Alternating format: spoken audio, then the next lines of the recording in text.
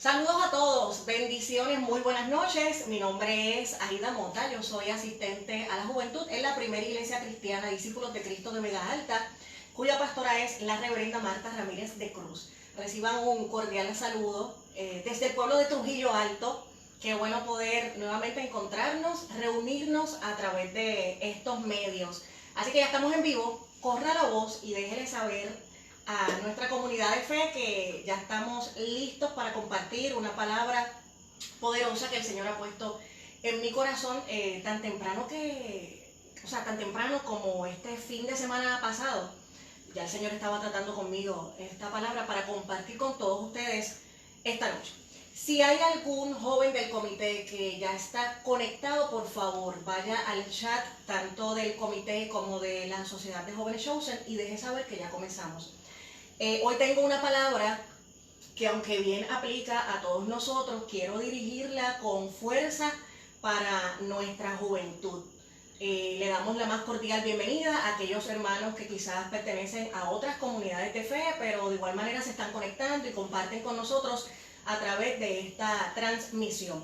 No olvide, lo hemos reiterado en todas las oportunidades donde nos hemos podido dirigir a todos ustedes. Esta dinámica la estamos teniendo de lunes a viernes y domingo. Los lunes a las 7:30 de la noche está con nosotros la hermana Sonia Enid. Martes y jueves nuestra pastora a partir de las 7:30 de la noche también.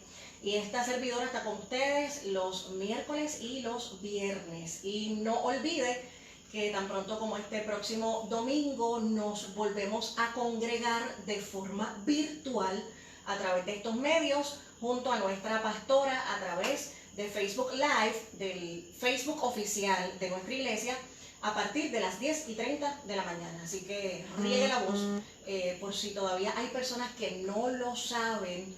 De esta manera pues podamos permanecer juntitos y en armonía en lo que la chava y viene, como diría el puertorriqueño. Sabemos que ahora se ha extendido un poco más esta situación de la cuarentena, del toque de queda, pero seguimos confiados en el Señor, seguimos nutriéndonos unos a otros a través de estos medios y manteniendo la calma, manteniendo la paz y manteniendo hoy más que nunca nuestra relación con el Señor Jesucristo.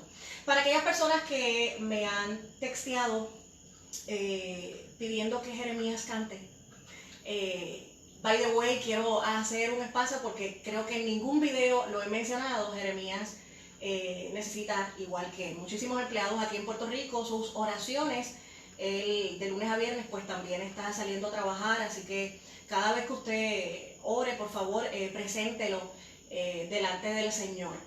Pero hoy llegó casi a las 7 de la noche, así que no le ha dado tiempo para estar totalmente preparado como él hubiese deseado.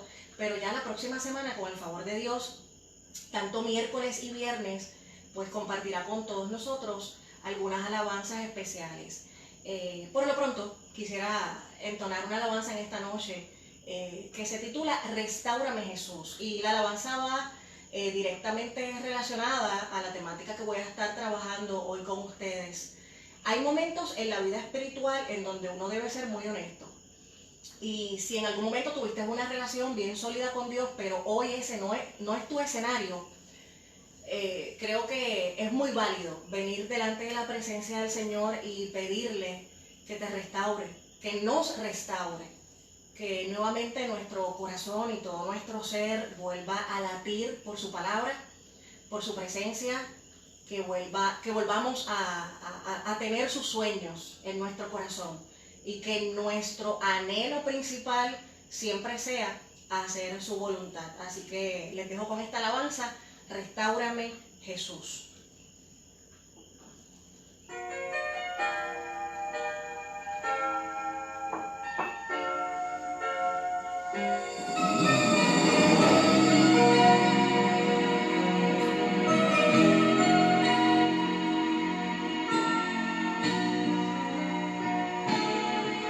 Restáurame Jesús, quita de mi vida aquello que impida servirte mejor. Restaurame, Jesús, y ven, hazme de nuevo, divino alfarero, quiero ser igual a ti. Y sé que solo tú comprenderás mi dolor, y sé que nadie más siente lo que siento yo,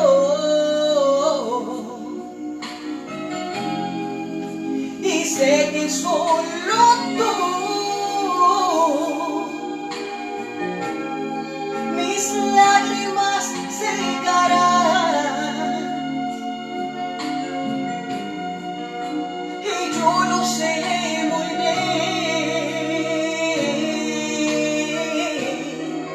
Tú me has enseñado a amar, restaurame, Jesús, quita de mi vida aquello que impida servirte mejor. Restaurame, Jesús, y ven, hazme de nuevo, divino alfarero, quiero ser igual a ti.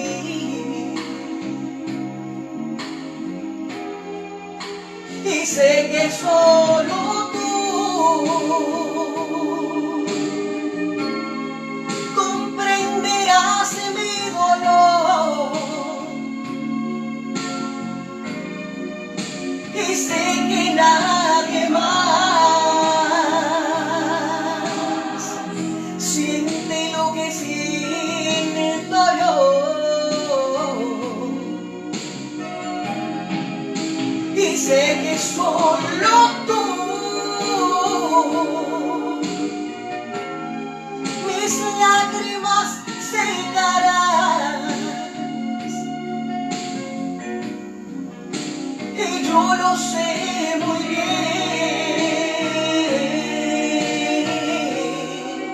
Tú me has enseñado a amar, y sé que solo tú comprenderás mi dolor, y sé que nadie más siente lo que siento yo,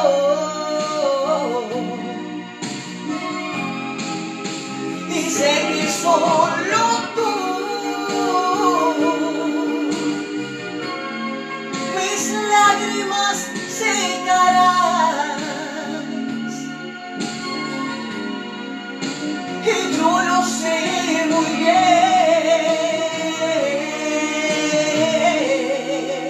Tú me has enseñado a amar, tú me has enseñado a amar.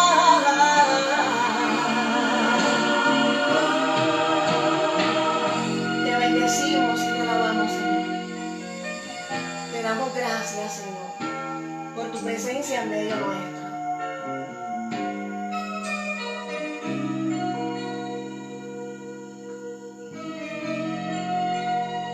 Restaurame. Te bendecimos y te alabamos, Señor.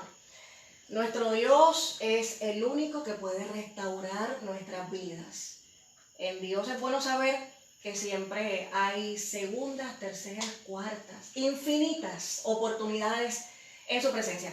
Y en esta noche quiero aprovechar bien el tiempo y compartir con ustedes una palabra que se encuentra en Primera de Samuel, capítulo 3. Los primeros versos dicen de la siguiente forma: el joven Samuel ministraba a Jehová en presencia de Elí, y la palabra de Jehová escaseaba en aquellos días. no había visión con frecuencia. Y aconteció un día que estando Elí acostado en su aposento, cuando sus ojos comenzaban a oscurecerse, de modo que no podía ver, dice el verso 3, Samuel estaba durmiendo en el templo de Jehová, donde, dice la escritura, donde estaba el arca de Dios. Y antes que la lámpara de Dios fuese apagada, Jehová llamó a Samuel y él respondió, heme aquí. Hay 4 cosas o 4 aspectos interesantes que encuentro en este relato de Primera de Samuel capítulo 3.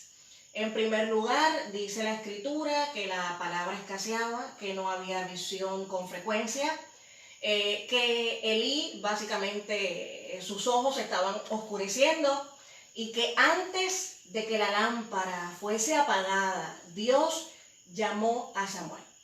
Y quiero en estos breves minutos hablarles bajo ese tema, antes que la lámpara se apague. Lo primero que tengo que resaltar es lo que nos menciona el primer verso de este capítulo, que es que la palabra de Dios escaseaba y no había visión con frecuencia. Jueces capítulo 17 nos deja saber que en el tiempo en que reinaban los jueces, cada quien hacía lo que bien le parecía. Y eso no está muy distante de nuestros tiempos, eso no está muy distante de nuestra época, cuando la gente quiere hacer lo que bien le parece. Bad Bunny diría, yo hago lo que me da la gana, pero la realidad de la vida es que cuando usted decide vivir según sus criterios, siempre hay consecuencias que lamentar. Y fíjese qué interesante que diga que la palabra de Dios escaseaba y no había visión con frecuencia. Eso me hace quizás analizar un poco más allá y preguntarme si es que hay momentos en donde Dios nos da la espalda y hace silencio. Me parece que más allá de aseverar lo que acabo de mencionar, a nosotros no nos interesa en muchas ocasiones escuchar lo que Dios tiene que decir. Y cuando la gente deja de estar en comunión con su Padre, dígame usted de qué manera Dios nos puede hablar. Si a nosotros no nos interesa recibir la palabra de Dios, dígame de qué manera el Señor nos puede enamorar. Si hemos gustado de su presencia, si hemos gustado de su Espíritu Santo, si conocemos lo que es bueno y lo que es malo. Pero aún así vivimos en rebeldía dándole la espalda a Dios. Entonces la palabra escasea. La misma palabra nos dice que hacer amistad con el mundo es tener enemistad con Dios. Y no hay manera de yo tener una comunión directa con Dios y que Dios me hable y que Dios me muestre cosas y yo sentir su presencia si lo menos que yo hago es estar en comunión con Dios. Fíjese que hay otro dato interesante y es que más adelante nos dice que Elí estaba durmiendo en el tabernáculo y al igual que Samuel estaba bastante cerca del arca del pacto. Dice que estaba en su aposento, en el caso de Elí en particular. Y dice que sus ojos comenzaban a oscurecerse. Y quizás si desconoces un poco sobre esta historia, déjame recordarte algunos detalles, pero Elí es el sacerdote. Ese mismo capítulo nos muestra que Elí es un hombre avanzado en edad. Así que este asunto de que sus ojos comiencen a oscurecerse no solamente es un asunto físico, evidentemente causado por la edad.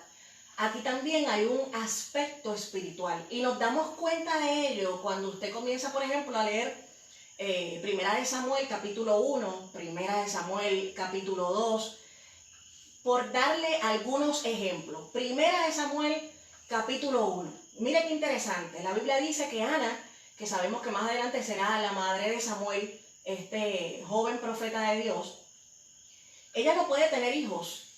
Y dice que la esposa, Penina, la esposa también de su marido, se burlaba de ella porque ella sí podía tener hijos. Y dice que esto la afligía a tal nivel que en algún momento dejó hasta de comer y solamente lloraba y lloraba. Y me gusta ese relato porque la Biblia nos muestra que llegó un momento en donde Ana se cansó de llorar, se cansó de su dolor, se cansó de buscar esa auto pena, por llamarlo de alguna manera, porque a veces nos estamos compadeciendo de nosotros mismos y seguimos llorando y seguimos arrastrándonos en nuestro gran dolor, pero no hacemos más nada con ese dolor. Y está bien llamar a los líderes, está bien consultar con los pastores, está bien tener gente espiritual cerca con quien hablar, pero lo más efectivo que tú puedes hacer en toda tu vida es hablar con Dios cuando hay angustia, cuando hay dolor, cuando hay situaciones que parece que no tienen alternativa, que no tienen solución. Hay que ir a la presencia de Dios. Y Ana se cansó de llorar y de lamentarse y dice que fue al templo y comenzó a orar. Y la palabra detalla que su angustia era tal que solamente movía sus labios, pero no salía palabra. Así que la Biblia nos muestra que en este momento Elí está sentado, está cerca de una columna en el templo. Y cuando tú ves la escritura, cada oportunidad en donde Elí aparece, Elí está demasiado cómodo, aparece siempre sentado. Yo me lo imagino cerca de la columna del templo, en una mecedora y con chancletitas puestas. Así es como yo lo visualizo.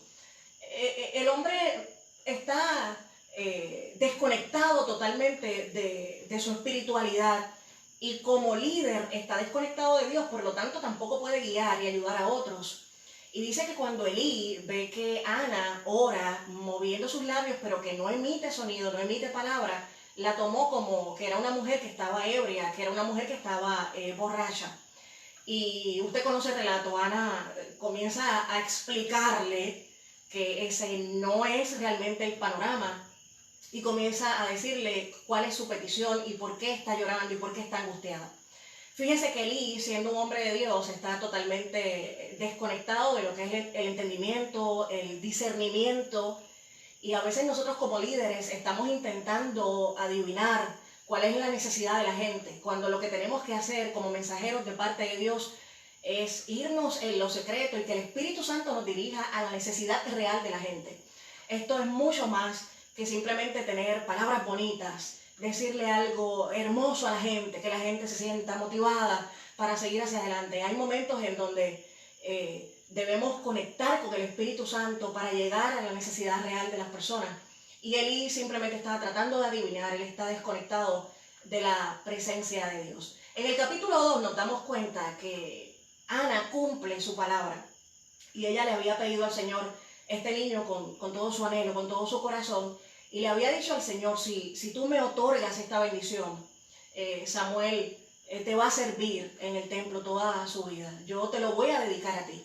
Y en el capítulo 2 vemos a Ana cumpliendo esta promesa. Y de ahí en adelante vemos innumerables ocasiones cómo Dios nos describe, o la palabra nos describe la vida de Samuel. Dice que iba creciendo en la presencia de Dios, que era un niño que estaba ministrando en la presencia de Dios. La Biblia también nos dice que Ana todos los años llegaba al lugar y llevaba una túnica nueva, porque evidentemente el niño no iba a ser niño eternamente, iba a crecer, iba a desarrollarse.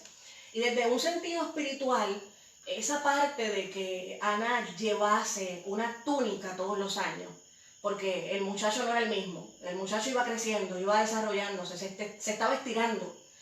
Eso me lleva a pensar en un asunto espiritual muy importante, y es el hecho de que hay experiencias del pasado que fueron gloriosas, que fueron muy buenas, pero hay túnicas que ya nos están quedando pequeñas.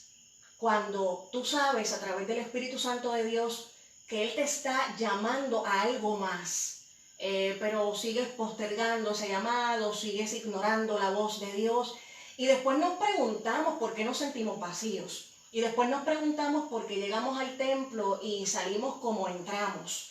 Y es que queremos permanecer en esa túnica, en esa experiencia de hace 5, 10, 20 años atrás.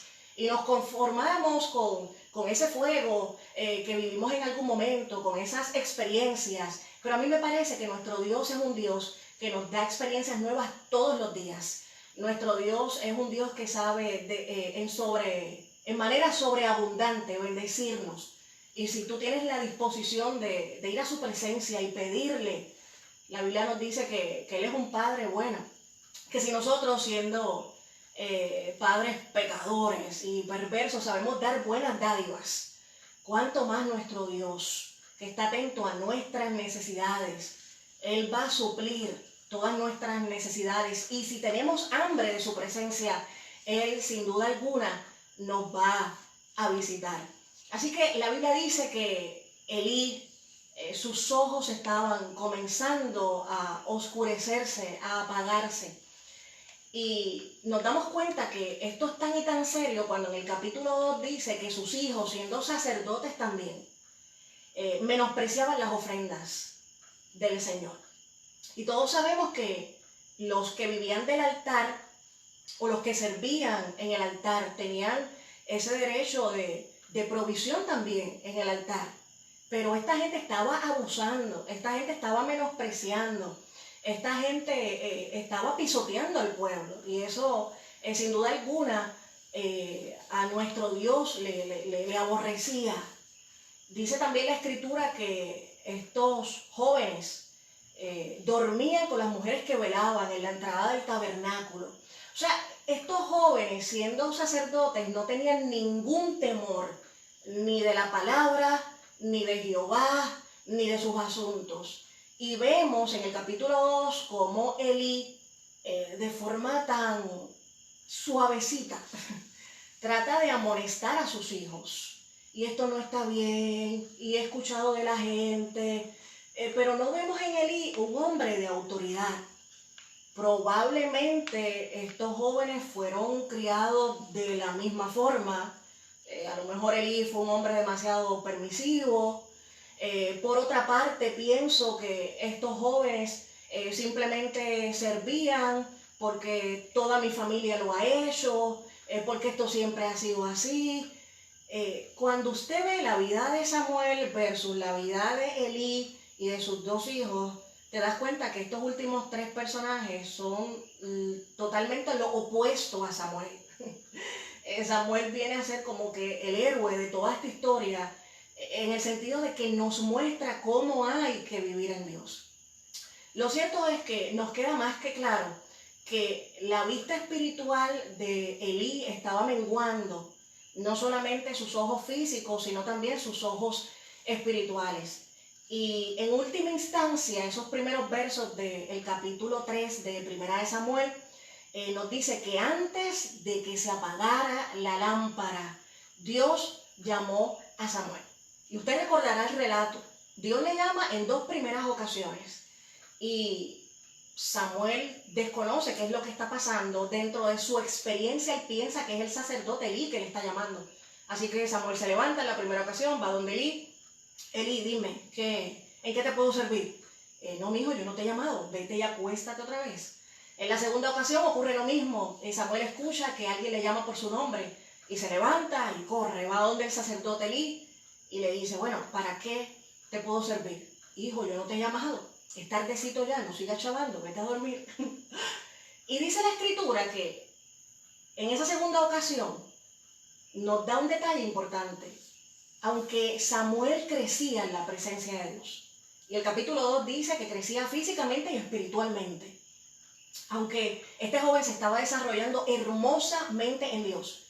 Nos dice estos primeros versos del capítulo 3 que Samuel no conocía a Dios porque la palabra no se le había sido revelada. Y eso es algo importante que considerar en este momento. Que tenemos jóvenes que aman el servicio, que tenemos jóvenes que cantan muy bonito, que hacen danza, que hacen coreografías para el Señor, que participan en dramas y sienten una devoción por la palabra, sienten una devoción por la iglesia, sienten una devoción por Jesucristo. Pero aquí hay dos cosas bien diferentes. El hecho de que tú participes y te quede espectacular tus participaciones no quiere decir que te hayas encontrado con Jesús. No quiere decir que tengas una experiencia sólida y genuina con Dios. Y Samuel trabajaba hermosamente en el templo. Y crecía en gracia delante de Dios, dice la Escritura, y delante de los hombres. O sea, tenía un gran testimonio, pero todavía no conocía a Dios. Por otra parte, Elí En algún momento sí le había conocido de forma quizás contundente, y lo sabemos porque en la tercera ocasión en que Samuel se acerca diciéndole a Elí lo mismo, porque nuevamente escucha la voz, Elí en ese momento es que se percata y dice, a ti te está llamando el Señor. Así que cuando tú vuelvas a escuchar esa voz, tú vas a decir, habla porque tu siervo oye. Y dice la Escritura que en la cuarta ocasión ocurre de esa misma forma. Dios llama 2 veces a Samuel por su nombre y Samuel responde, heme aquí, habla porque tu siervo oye. Esa parte es poderosa, esa parte es lindísima. Y mientras tanto el día de ayer como el día de hoy repasaba esta escritura, recordé algo que había olvidado. En el 2016 yo salí hacia un viaje misionero a Guatemala y era la primera vez que viajaba con un grupo grande. Por lo regular, los viajes que yo he tenido de prédica a otros países, he ido sola o con grupos bien pequeñitos. Pero este era un grupo bastante grande. Cuando llego al aeropuerto para encontrarme con el grupo, es esta iglesia que me ha invitado a participar con ellos de esta experiencia. Cuando llego al aeropuerto me encuentro con la sorpresa que me dicen, tú vas a ser la capellana de este grupo. Por poco yo infarto. Yo nunca había hecho cosa igual en un grupo misionero. Y entre las cosas que yo tenía que hacer, aparte de las prédicas que yo tenía preparadas, las charlas que yo iba a dar a líderes y a pastores, yo tenía que hacer pequeños devocionales para en la mañana compartir con el grupo de misioneros que estábamos viajando desde Puerto Rico. Así que recuerdo una de las mañanas reunir al grupo. Yo estaba sumamente nerviosa. Yo creo que los nervios nunca se van cuando uno siente la responsabilidad de que debes estar en conexión con Dios para que Dios te use como instrumento y que la palabra que salga de tus labios sea la palabra que la gente necesita escuchar, no la que uno quiere compartir. Y recuerdo que reunimos al grupo, alguien entonó alguna alabanza y me tocó mi participación. Y recuerdo que Dios me dio ese texto bíblico donde Samuel le responde finalmente a Dios y le dice, heme aquí, habla porque tu siervo oye, porque tu siervo escucha. Y yo cerré los ojos y comencé a compartir esa pequeña prédica con el grupo. Y yo cerré los ojos porque yo estaba bien nerviosa. Y yo decía, esta palabra a mí no me hace ningún sentido. Y yo comencé a explicarles a ellos la importancia de reconocer el señorío de nuestro Dios. Que es totalmente legal que Dios nos hable. Y nosotros tenemos que tener la actitud de siervos que escuchan plenamente. Siempre Dios quiere hablarnos, pero nosotros por lo regular no le escuchamos. Y fíjate que Samuel no le da un mandato a Dios de que escucha porque tu siervo va a hablar. No, él reconoce su posición delante de Dios. Simplemente es un siervo. Y tenemos que callar delante de la presencia de Dios y volver a afinar nuestros oídos para entender qué es lo que Dios quiere hablarnos. Yo no sé si a usted le arde el corazón, pero a mí me arde el corazón por el hecho de que en este tiempo tan difícil, en este tiempo a nivel mundial, tan caótico, necesitamos hoy más que nunca que Dios nos hable y nos dirija. Y Él nos guíe. Pues dentro de esta experiencia, mientras yo hacía ese devocional en Guatemala, el Espíritu Santo empezó a tocar a aquellos asistentes, a aquellos misioneros. Y yo mantenía los ojos cerrados, pero de momento yo escuché que una joven empezó a gritar. Y otro joven cayó de rodillas, llorando y alabando a Dios. Y cuando finalmente abrí mis ojos, todos los misioneros tenían sus manos levantadas, alabando a Dios. Había una presencia y una administración de Dios directa. Yo no tuve que levantarme a poner manos ni a orar por nadie. Necesitamos gente que aprenda a clamar a Dios. Necesitamos jóvenes que aprendan a interceder. Necesitamos gente que tenga una experiencia sólida, real y directa con Dios. Hoy más que nunca, iglesia, necesitamos madurar en el Señor. Y usted sabe la historia. Dios le revela a Samuel qué es lo que va a hacer. Estos son sus primeros pasos como profeta de Dios. En el capítulo 2 aparece un siervo de Dios y ya le ha dado el mensaje a Elí. Elí no desconoce el mensaje.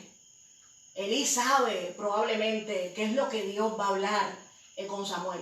Así que Samuel recibe el mensaje de parte del Señor y es interesante y es simpático el relato porque Samuel al día siguiente se levanta temprano y está en el lugar trabajando y abriendo las ventanas.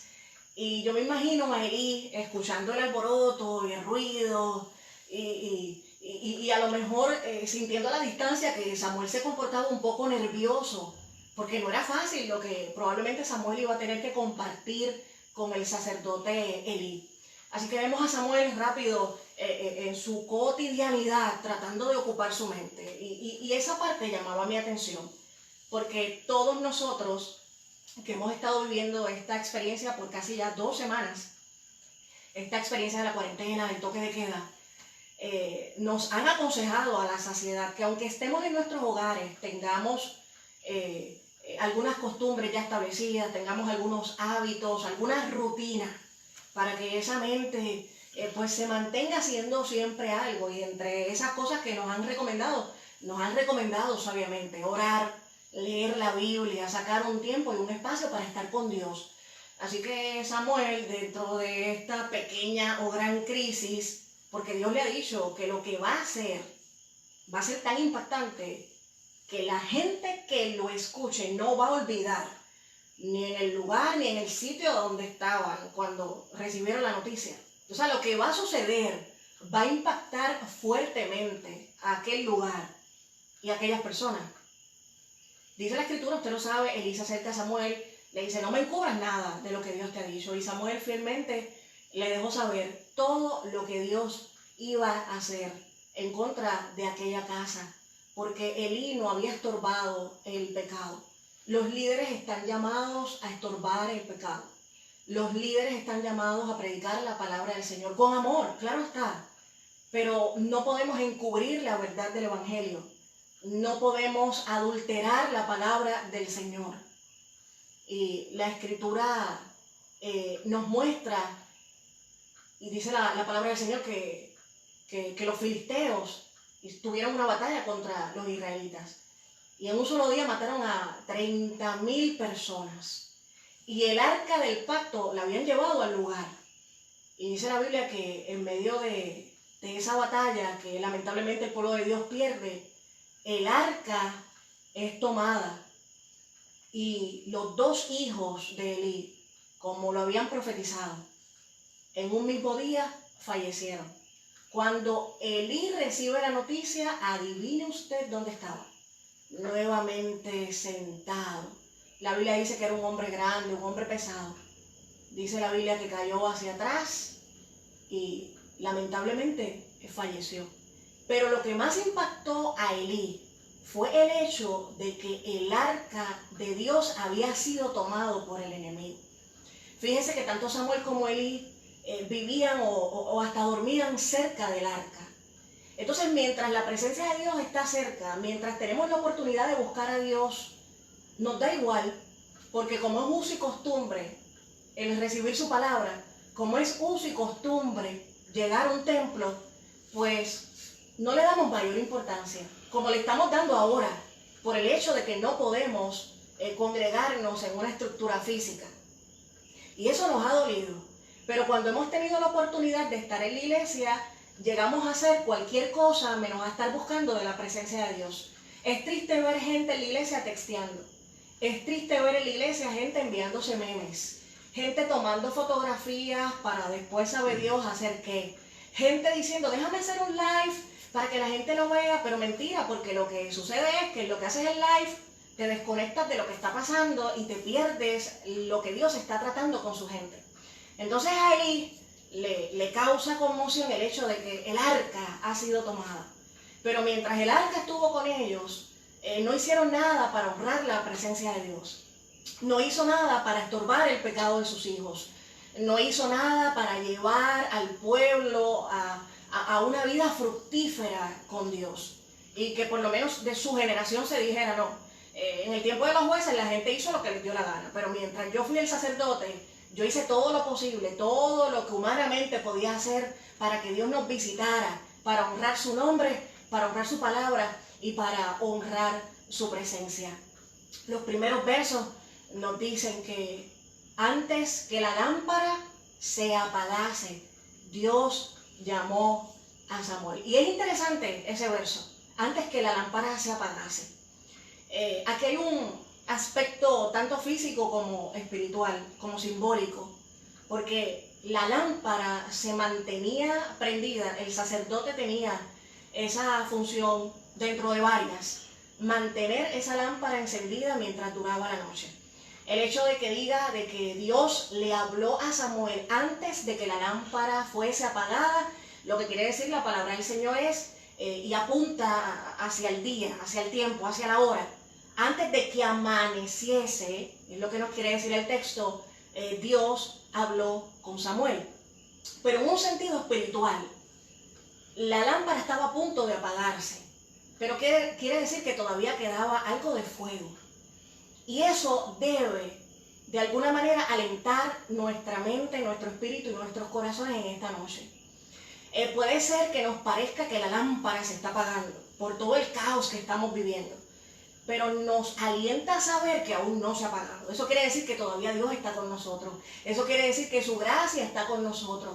Que aunque nosotros no hemos sido diligentes en mantener la lámpara encendida, su gracia y su brazo de poder no se ha cortado. Nosotros hemos sido indiligentes. Hemos sido indiligentes con el medio ambiente. Hemos sido indiligentes con la naturaleza. Hemos sido indiligentes con nuestra salud. Hemos sido indiligentes con la familia, con el tiempo que le dedicamos a nuestra gente. Nosotros hemos fallado en muchas áreas. Nuestra espiritualidad ha sido en muchas ocasiones un fracaso, porque simplemente nos hemos convertido en un Elí más. Nos parecemos muchísimo a sus hijos, los sacerdotes más jóvenes.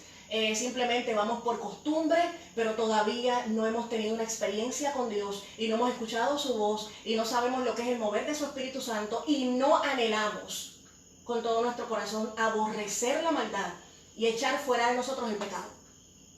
Mucha gente ha triunfado en Dios y ha podido dejar su pecado atrás, y tú no eres la excepción. Si te pones en las manos del Señor, no hay excusa que valga la pena.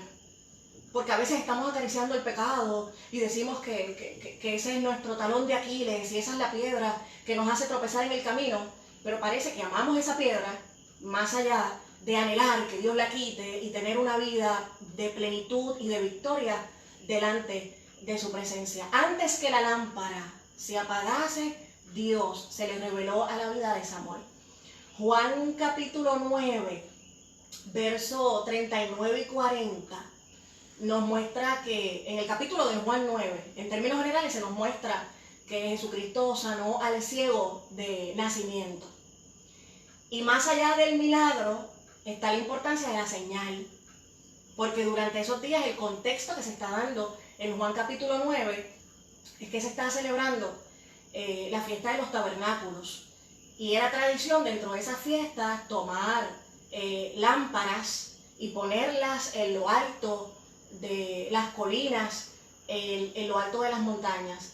Era un tipo de símbolo, queriéndole decir a la gente que el judaísmo era esa luz que guiaba a las personas hacia la verdad. Y aprovechando esa celebración, Jesucristo sana al hombre que es ciego de nacimiento y se proclama frente a aquellas personas diciendo que Él es la luz del mundo. Y casi al finalizar de este capítulo, Jesucristo dice: he venido para que los que no ven, vean, y los que ven sean cegados. Y en medio de ese diálogo, los religiosos que estaban escuchando en ese momento le cuestionaron a Jesús: ¿acaso nosotros somos también ciegos? Y Jesús, oiga bien lo que responde en ese relato. En el verso 41, Jesucristo dice: si fueran ciegos, no tendrían pecado, pero al decir que ven, su pecado permanece. Dicho de otra forma, El hecho de que digas que en ti hay luz te compromete. El hecho de que digas que tú asistes a la iglesia, que eres cristiano y que has tenido un encuentro con Dios, te chotea frente a los demás, porque hay una expectativa de algo diferente. Tú dices que ves, pero realmente estás ciego. Tú dices que ves, pero no has tenido un encuentro genuino y sólido con Dios. La palabra de Dios nos muestra que Dios le habló a Samuel antes que la lámpara se apagase. En Juan capítulo 9, verso 7, Jesús dice, el verso 4, me es necesario hacer las obras del que me envió, entre tanto que el día dura. Dios nos está haciendo una invitación a que nuestro corazón arda nuevamente por su palabra y por su presencia. Dios nos está invitando a tener un reencuentro con Él, a volver a escuchar su voz, a volver a anhelarle, a aborrecer el pecado, hermanos. Yo tenía una pastora que decía que cuando los líderes son nevera, los hermanos o las ovejas son cubitos de hielo. Tiene que empezar por el liderato. Tiene que empezar por aquellos que proclamamos la palabra. El ejemplo tiene que empezar por nosotros. Pero aparte de que el ejemplo tiene que empezar por nosotros, tú que dices anhelar servir a Dios, más allá de anhelar hacer cosas por Dios, tienes que anhelar tener un encuentro con el Señor. Que hoy su palabra nos haga mirar muy adentro. Si hace tiempo no escuchamos su voz, si hace tiempo no sentimos su presencia, si hace tiempo no sentimos con claridad la dirección a seguir. Mire, cuando uno está conectado con Dios, cuando uno mantiene una vida de oración, de ayuno, cuando uno se mantiene conectado en su palabra, uno sabe hacia dónde el Señor le lleva. Y usted sabe bien que las veces que usted ha estado conectado con Dios, usted ha caminado con seguridad, porque sabe que el Señor le lleva de la mano. En ocasiones, esta angustia, este estrés que estamos experimentando, esta ansiedad que nos consume, no es otra cosa que hemos dejado de escuchar a Dios. Antes que la lámpara se apague, el Señor nos quiere hablar. Todavía su llama está ardiendo, pero no para siempre contenderá el Espíritu de Dios con el hombre.